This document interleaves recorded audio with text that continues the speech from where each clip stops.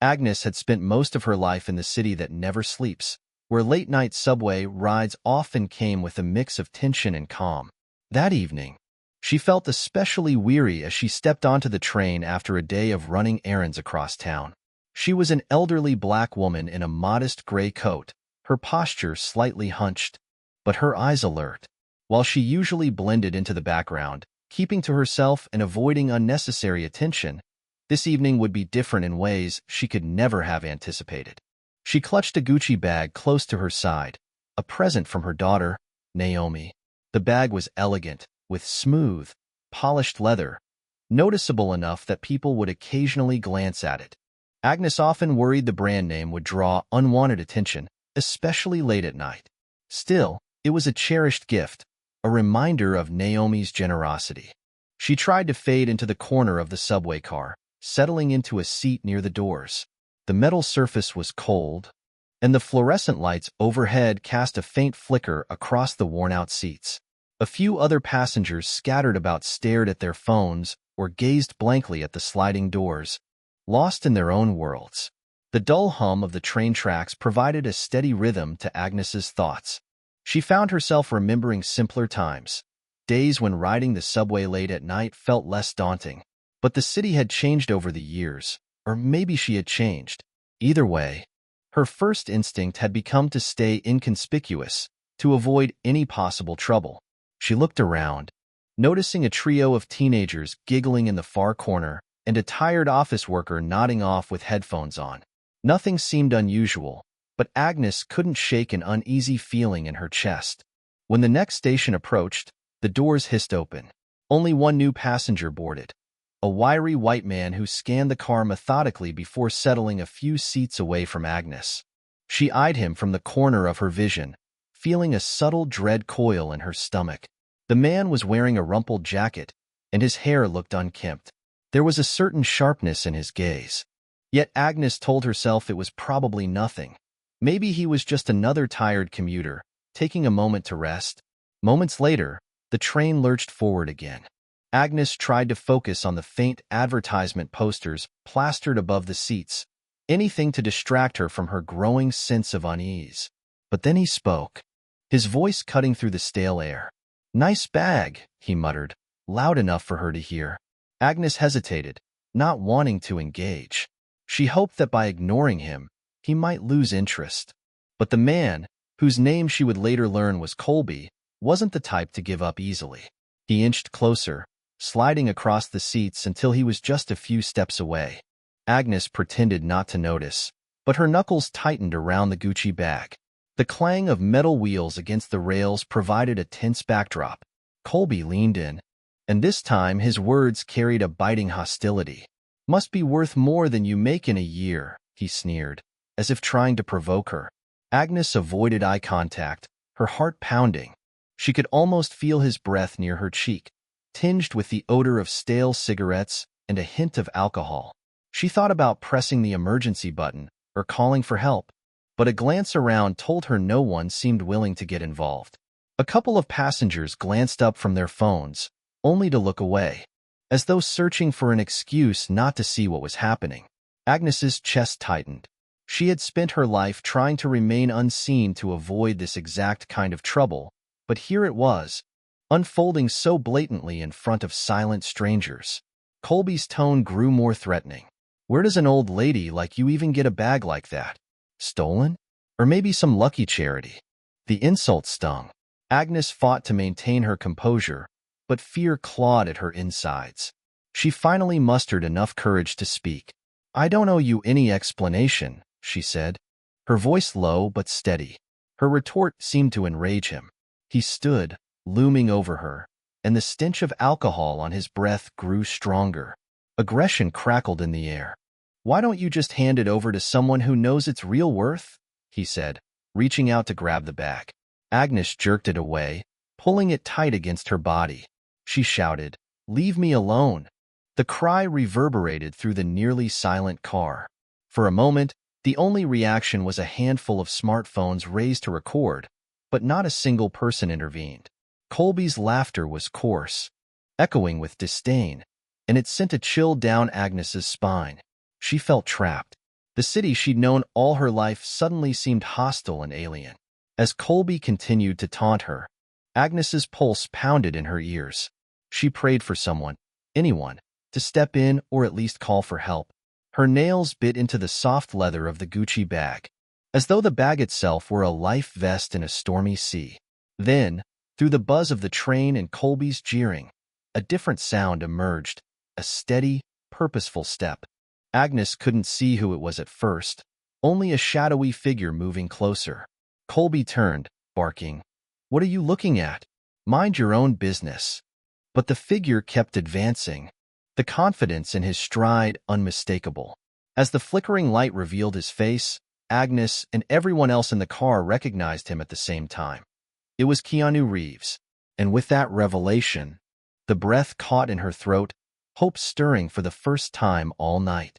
The atmosphere inside the subway car underwent a tangible change the moment Keanu Reeves entered the picture. Agnes, gripping her bag with trembling hands, felt her eyes well up with relief.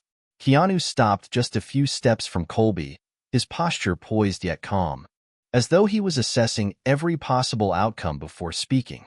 The tension was palpable, and even those passengers who had been content to remain on the sidelines found themselves edging closer to the scene, phones in hand.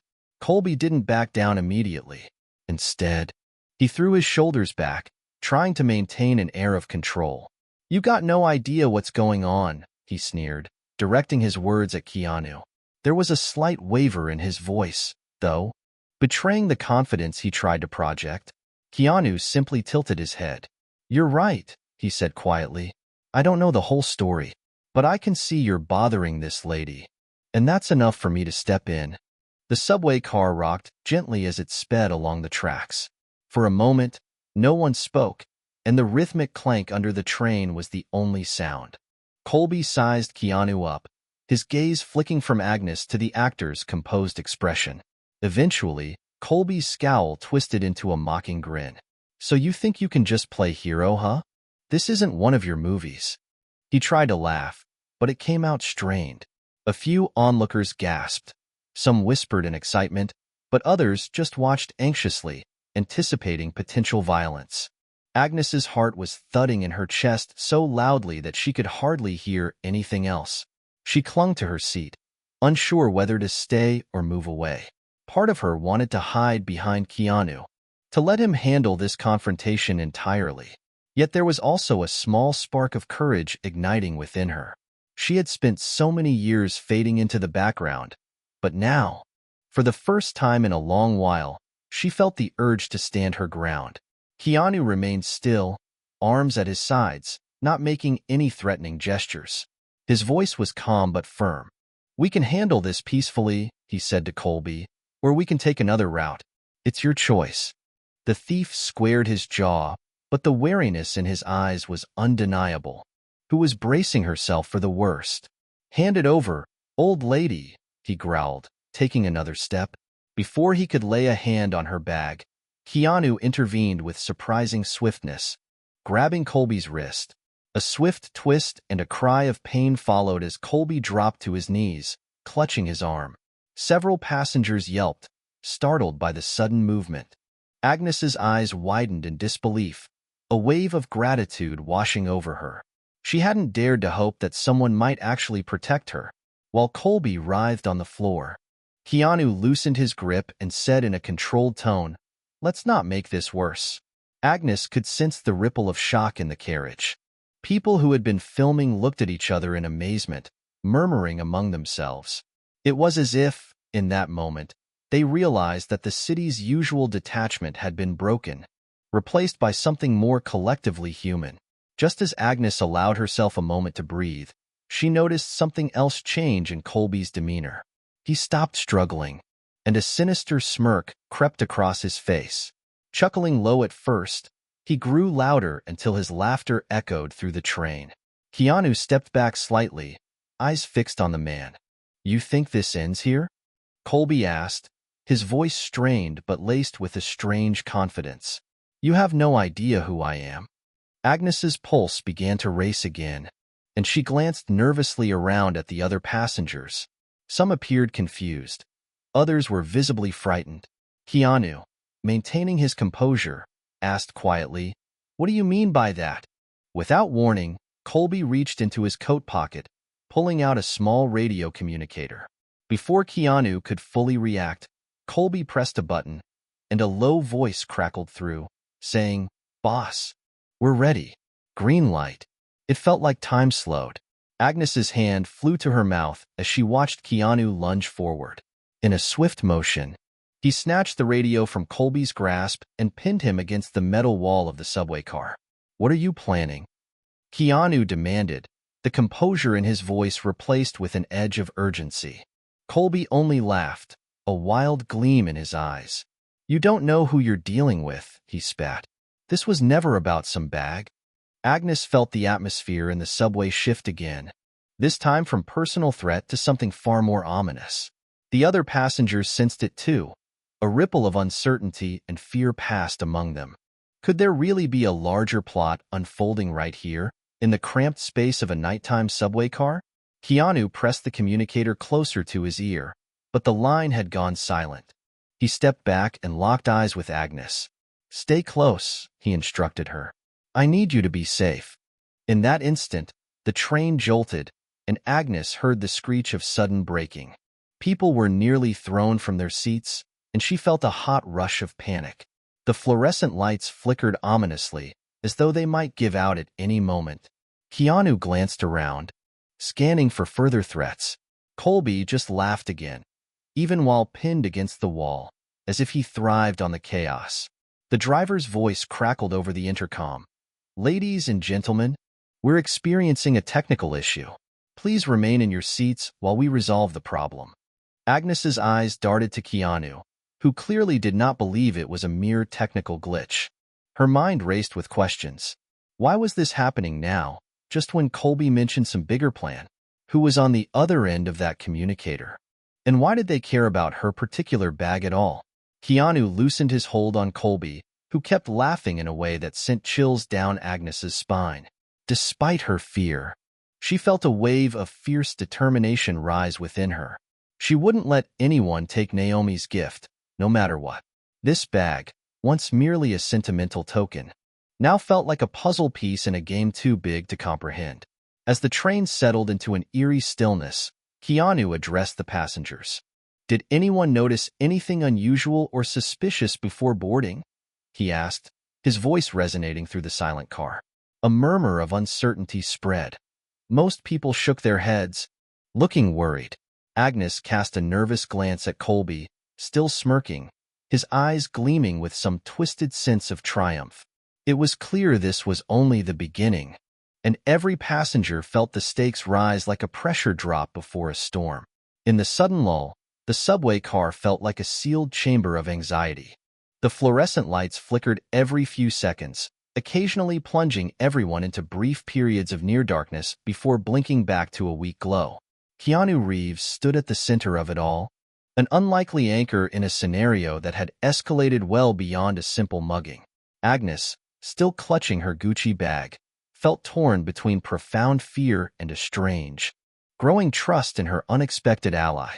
Colby, his arm twisted earlier by Keanu, shifted slowly to a seat, his posture deceptively relaxed as he cradled his injured wrist. Yet the smirk never left his face. Whenever Agnes glanced his way, she saw the glint of something dangerous in his eyes, like he was waiting for the next moment to strike. Keanu eyed him warily, but turned his focus to the rest of the car. "We need to stay calm," he said, loud enough for everyone to hear. "Panic won't help us, and it sure won't help the train start moving again." A few passengers began to whisper among themselves about what might be going on. One woman anxiously fiddled with her phone, complaining about having no signal. A man in a business suit approached Keanu, quietly asking if there was any plan to contact the authorities. Keanu shook his head. "We can't make calls, and I'm not even sure what we're dealing with yet," he replied. Turning to Agnes, he asked softly, "Are you okay?" She met his gaze, surprised by the warmth in his voice. I'm fine," she managed to say, though her voice betrayed her nerves. "I just don't understand any of this. Why would he care about my bag? It's just a nice purse my daughter gave me." Keanu placed a reassuring hand on her shoulder. "We'll figure it out," he said. Behind them, Colby exhaled a raspy chuckle. "That bag?" he repeated, his eyes darting to the elegant Gucci design. "You really think it's just about the purse? Maybe you should take a closer look." Agnes shivered at his tone, but curiosity gnawed at her. For a second, she considered opening the bag right there to see if something was hidden within, but the thought of rummaging through it in front of everyone felt too vulnerable. Besides, she wasn't sure she wanted to reveal any potential secrets in front of Colby. As if reading her mind, Keanu cleared his throat. "Agnes," he said gently, "do you think there might be anything unusual in there? Even something small that Naomi could have hidden without telling you?" Agnes hesitated. "Naomi mentioned something about it being special, but she never told me more. She just said I should always carry it, for my own good." The conversation was cut short when the car lurched again, this time with a metallic screech that sounded overhead.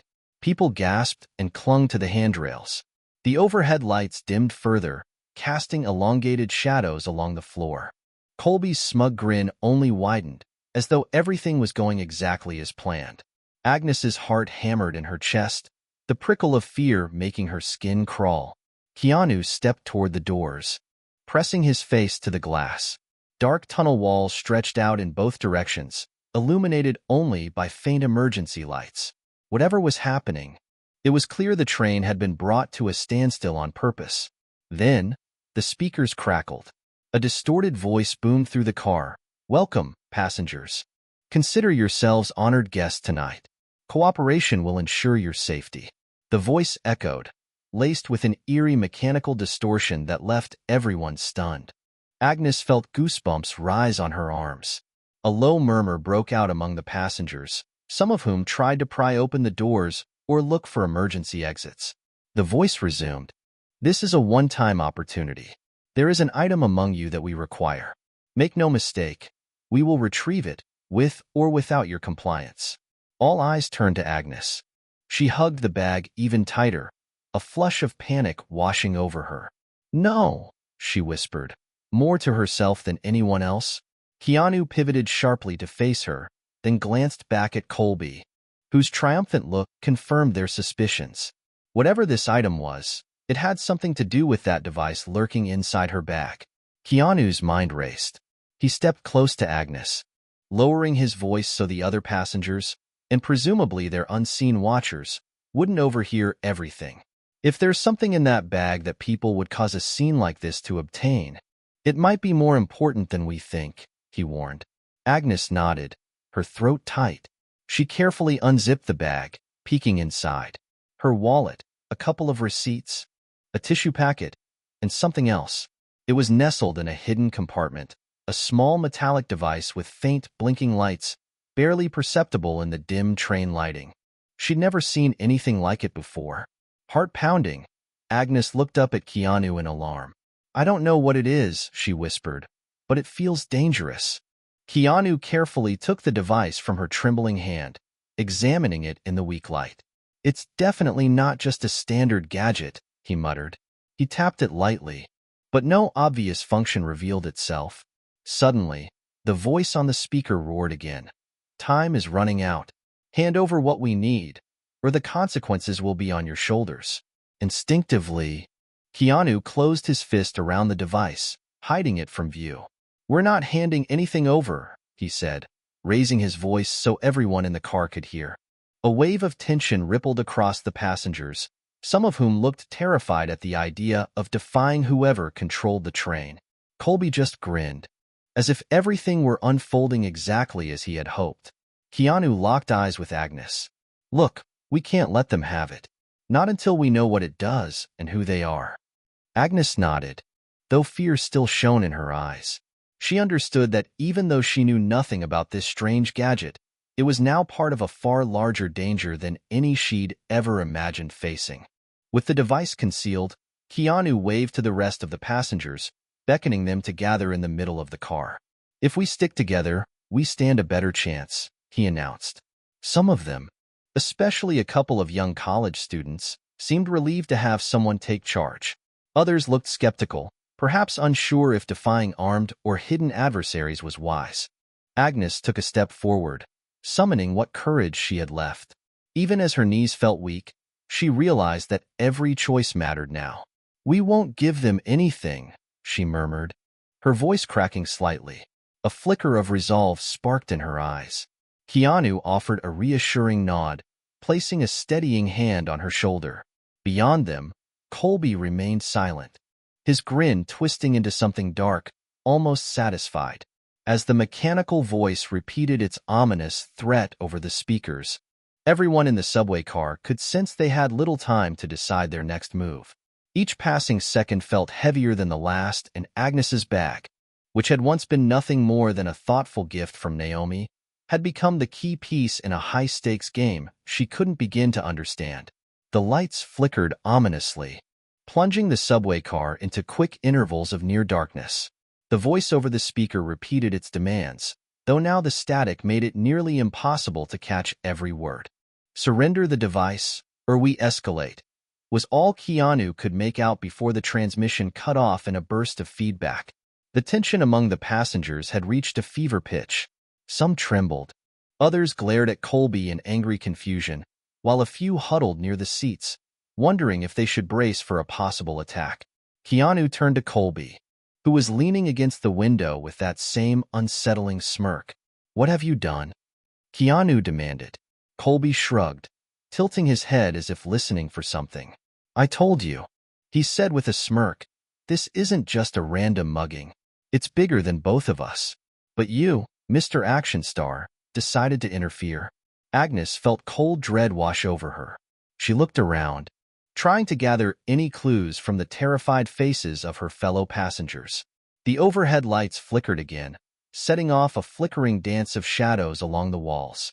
Keanu beckoned her to stand behind him, shielding her from any sudden move Colby might make. "We need to see if there's a safe way out of here," Keanu murmured. "Staying put just makes us sitting ducks." He moved toward the nearest set of doors, giving them a forceful tug. They were locked tight, and the emergency release lever refused to budge. Another passenger, a tech-savvy-looking teenager, pulled out his phone, presumably to try and find a signal or access the subway's Wi-Fi for help. But judging by his frustrated expression, it was useless. The high-pitched squeal of the brakes earlier must have knocked out some internal systems, or the people behind this were jamming all communication. Agnes clutched her bag close. She whispered to Keanu, "We have to figure out what this device is. If it's the reason they've locked us in here, maybe we can use it somehow." Keanu nodded, glancing at the small device that now rested in his pocket. Without warning, a series of loud thuds echoed from above, as though someone, or several people, were walking on the roof of the subway car. Instinctively, Agnes gasped, and a few passengers screamed. "Everybody, stay calm," Keanu called out, trying to project confidence. "They might be trying to scare us into giving up." Colby, overhearing this, chuckled darkly. "Oh, they're not just trying to scare you," he quipped, his tone laced with dangerous glee. Keanu shot him a glare, then returned his attention to the roof. Dust drifted from the ceiling as another series of thuds sounded, each one heavier than the last. It felt like a countdown. Suddenly, a harsh beam of light sliced through one of the windows, as if someone outside was shining a powerful flashlight into the car. The glow swung back and forth before centering on Colby, who raised his hands mockingly as if acknowledging an old friend. Agnes trembled at the bizarre spectacle. Everything was happening too fast, and the idea of multiple accomplices lurking around made her want to curl up and hide. Yet she forced herself to remember that this wasn't just about survival.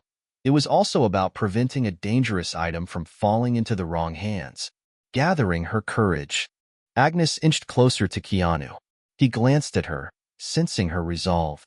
Carefully, he fished the device out of his pocket and held it between them. "We might not have much time," he whispered. "Let's see if we can figure out how it works." It was about the size of a deck of cards, metallic with faint LED indicators blinking green. There was a single small switch on one side. Agnes recalled something Naomi had said in passing. "If you ever feel really unsafe, trust that it will protect you." But protect her how? She pressed her hand to her chest. swallowing back a surge of fear. Keanu's eyes flicked up from the device to meet hers. "Should I flip it?" he asked, voice subdued. Before Agnes could answer, a loud squeal of twisting metal erupted from the roof. Part of the subway car's ceiling began to buckle inward, and screams reverberated among the passengers. The roof threatened to tear open like a tin can. Whoever was outside clearly had more than enough firepower to breach the train if they wanted to. Keanu made a snap decision. He flipped the switch on the device. For a moment, nothing happened. Agnes's heart pounded. She clutched Keanu's arm, fearing the worst, that flipping the switch might make them even more vulnerable. Then, gradually, the LED lights shifted from green to a pulsing blue. A soft humming sound came from the device, barely audible over the chaos. At the same time, the overhead lights in the subway car momentarily stabilized, as if some new energy current had been introduced. The strange mechanical screeching overhead slowed, as though whoever was cutting through the roof had encountered unexpected resistance. Colby's expression changed from smug to alarmed. He lunged toward Keanu, clearly aiming to snatch the device. But Keanu anticipated the move, sidestepping Colby and forcing him to stumble. One of the bolder passengers, apparently deciding they'd had enough, tackled Colby to the floor. Keanu quickly signaled for them to hold him down. "Keep him there," he said. "Don't let him get near this thing." The entire car shook again as the unseen assailants tried another tactic. A piercing clang rang out, and sparks flickered across the windows. Despite the fear clawing at her insides, Agnes noticed the lights remained steady this time, and the roof no longer seemed to be bending. She pointed toward the device in Keanu's hand, her voice quivering. "It's doing something. Maybe it's creating a shield or interfering with their equipment?" Keanu didn't have time to speculate further. The radio that Colby had used earlier crackled to life in Keanu's pocket. He fished it out, pressing it close to his ear. The same distorted voice from the speaker system hissed, "Enough games. Disable that device, or everyone on board will suffer." Agnes felt her heart lurch. She realized that Naomi's mysterious gift had become the only protection standing between them and the group outside. Several passengers crowded around Keanu and Agnes, seeking safety in numbers. The teen who had tried to find a signal earlier looked at the device with wide eyes. "Whatever that thing is, it's messing with their plan. They can't just bust in and take it," he said, half in awe. Agnes exchanged a look with Keanu, and despite the gravity of the situation, there was a flicker of hope between them. They had a fighting chance, as long as they kept the device active and out of Colby's reach. The next few minutes felt like hours as a standoff gripped the stalled subway car. Colby struggled in the hold of two furious passengers, but he was pinned effectively. Overhead, the relentless pounding against the roof had ceased, replaced by a charged silence that pressed on everyone's ears. Keanu Reeves held the humming device firmly.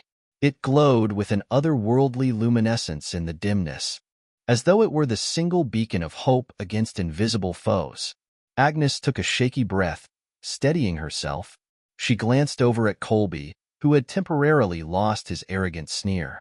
His eyes darted between Keanu and the device, frustration etched across his face. "You're making a big mistake," he hissed, words betraying a flicker of desperation. "You have no idea what that thing is capable of." Keanu didn't respond directly. He seemed preoccupied, listening hard for any movement from the tunnel or ceiling. The passengers who had circled around him and Agnes now looked to him for instructions, as if he were the only compass they had in a sudden storm. "We need to move," Keanu announced quietly, glancing at the door on the far end of the car. "If they find a way in here, we'll be sitting ducks." One of the men near the door tugged at the emergency release, but it remained sealed. The overhead lights flickered ominously, surging and dimming as though grappling with an unsteady power source. Agnes noticed the train had grown stuffy. The air circulation was failing. A wave of claustrophobia hit her, but she gripped the seat to keep from panicking. Naomi's advice echoed in her mind, something about the device's purpose being protective. Maybe it could do more than just create some kind of barrier. Suddenly, static burst from the radio once more. That robotic voice sliced through the tension like a knife. "Last warning. Deactivate the technology you have engaged, or everyone in that car will pay the price. A chilling pause followed, and then a final pronouncement crackled. 2 minutes. Then we act. A wave of fear rippled through the passengers. Someone sobbed softly in the corner, while another grabbed onto a metal pole, eyes wide with terror. Agnes felt tears welling up, but forced them back. She couldn't show weakness now. Too much depended on her and Keanu keeping it together. Locking eyes with him, she asked in a shaky voice, "What do we do? We can't give them the device, but I don't want anyone to get hurt." Keanu steeled himself, pressing the device's lone switch again. Nothing changed about the lights or the hum, which suggested it was already fully activated. "I think we're missing a piece of the puzzle," he said, looking down at it. Agnes recalled Naomi's words about the device being a means of protection, not just some passive shield. She whispered, "Maybe it has another function." A middle-aged passenger with a background in electronics offered to examine it briefly. Carefully, Keanu handed over the device, but kept close watch. The man fiddled with a panel on the side, prying it open to reveal a small circuit board. His forehead creased in concentration. "There's a secondary switch here," he muttered. "I'm not sure what it does, but it could be a distress signal, or it might ramp up whatever power this thing is generating." The overhead lights pulsed again, the train vibrating as if an external force was trying to shake it off the tracks. The clock was ticking. Any second now, the threat from the voice on the radio could become reality. Keanu nodded. "Turn it on," he said decisively. The man hesitated, but finally flicked the tiny hidden switch. Immediately, the device emitted a sharper hum, and the glow turned from blue to a vivid silver. Tiny arcs of light crackled across its surface, like miniature lightning. Colby shouted, "No!" and tried to lunge forward again, but the two passengers restrained him. Keanu took the device back, gripping it tightly. "Everybody hold on to something," he yelled. Sure enough, the car suddenly rocked as a massive impact struck the outside. Sparks flared through the windows. But while the blow was violent, the train itself didn't buckle. It felt as if an invisible dome kept the worst of the force at bay. Agnes clutched a pole with one hand. Her other hand clenched tight around her Gucci bag. Though her pulse hammered in her veins, a surge of determination flooded her. She couldn't let the fear consume her now. One passenger cried out, "They're trying to breach the windows." Keanu looked around, scanning for any possible escape route. That's when a faint click echoed from the door at the front of the car, drawing everyone's attention. In a sudden burst of chaotic movement, the front door slid open. It wasn't rescuers or police, but a group of masked individuals armed with ominous-looking tools and gear. Keanu raised the device, and before the intruders could react, the arcs of silver light crackling around it intensified, forcing them to shield their faces. Agnes watched in awe as the masked figures hesitated, clearly disrupted by the energy surging from Naomi's mysterious invention. They tried to push forward anyway, but each step seemed to meet powerful resistance. One assailant raised a crowbar, as if to swing at Keanu or the device. Agnes braced herself for an attack. Then, in a split-second decision, Keanu stepped forward, using the swirling energy as a shield. A crackling barrier of silver sparks erupted, knocking the intruders back. Screams of confusion and anger filled the tunnel. Sensing their advantage, a few brave passengers rushed in to help. Even in the face of terror, it seemed the bystanders found a unity and courage they hadn't shown before. They seized tools from the stunned intruders, disarming them. The device in Keanu's hand hissed and glowed, as though fueling the entire car with the fortitude they needed. Colby could only watch, pinned down and furious, as his co-conspirators faltered. Suddenly, the masked attackers began retreating, stumbling over each other to escape through the open door. Sparks continued to fly from the device's barrier, illuminating the corridor outside. In a matter of seconds, they were gone, darting into the darkness of the tunnel, leaving behind only the sounds of their hurried footsteps echoing away. For a long moment, nobody moved or spoke. The overhead lights sputtered and then settled into a steady glow, as if the train systems were slowly coming back online. Even the air felt different, less oppressive. Agnes exhaled in relief, tears streaming down her face despite her best efforts to remain stoic. Keanu took a deep breath, tapping the device's hidden switch once more. The silver arcs fizzled out, returning to a gentle blue pulse. With the immediate danger past, the passengers erupted into nervous chatter and scattered applause. Some hugged each other. Others slumped into seats, overwhelmed by the ordeal. Colby lay on the floor, face twisted in anguish at his failed plan, while the two passengers restraining him exchanged incredulous looks. Keanu scanned the group, making sure no one was seriously injured. Once Colby was securely bound with improvised ties, courtesy of a few resourceful riders, Keanu turned to Agnes, gently placing the device back into her hands. "I think this belongs to you," he said softly. "And maybe it's time you asked Naomi some serious questions about why she wanted you to carry it." Agnes nodded, speechless. She held the device, its glow now calmer, but still brimming with silent power. Within minutes, the train's power fully stabilized, and with a shudder, it began to move again, as though freed from whatever hold had kept it in the tunnel.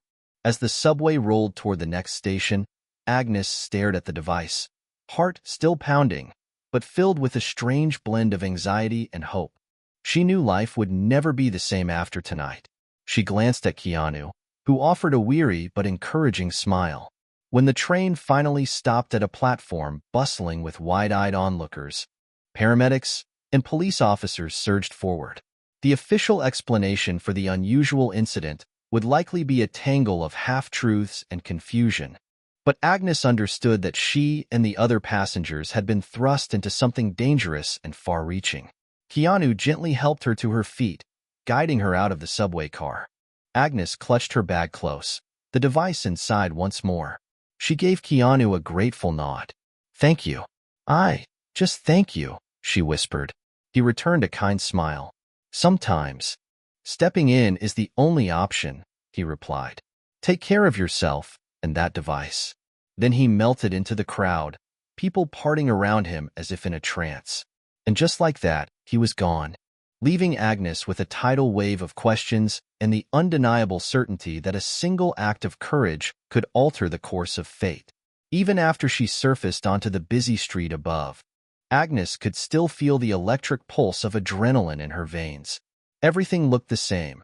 Taxicabs flashing by, neon lights, people on their phones. Yet she knew her world had shifted irrevocably. The night's events had proven that sometimes the line between the mundane and the extraordinary is thinner than she ever imagined.